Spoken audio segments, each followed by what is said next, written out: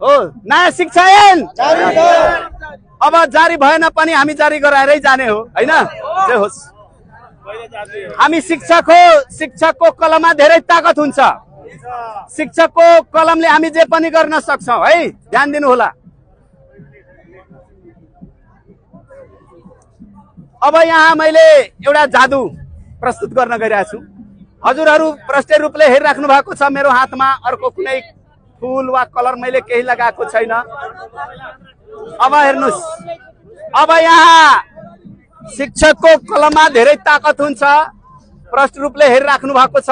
यो रातो फूल है, फेरि नभन्नु होला कि रङ लिनु भएको छ हातमा। यो रातो फूल, यो रातो फूल, रातो फूल, पहलो फूल, पहलो फूल, पहलो। यो तीनटा रातो तल, तीनटा पहलो माथि। हजुरहरू प्रष्ट रूपले हेरिराख्नु भएको छ। तल कुन रङको फूल छ? रातो छ। यहाँ कुन रङको छ? रातो छ। अनि सर प्लिज, अनि माथितिर गर्दाखेरि अब हेर्नुस्, यो हजुरहरूले के हेरिदिनु भयो एकैछिन सर।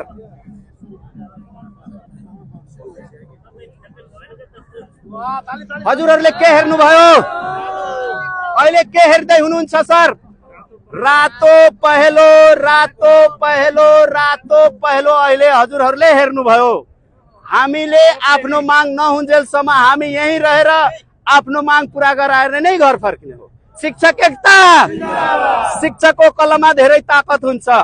अहिले भर्खर हेर्नुभयो, पहिला रातो रातो रातो थियो, अहिले रातो पहेलो, रातो पहेलो, रातो पहेलो भइसकेको छ। मेरो हातमा केही पनि छैन।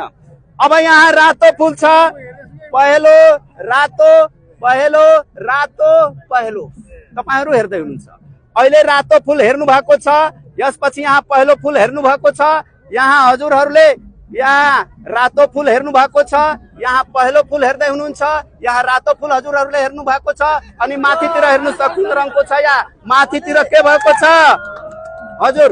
अनि हजुर अहिले के हेर्दै हुनुहुन्छ त? अहिले रातो तल, पहेलो माथि। शिक्षक एकता, हाम्रो माग। शिक्षकको कलममा धेरै ताकत हुन्छ। शिक्षक एकता।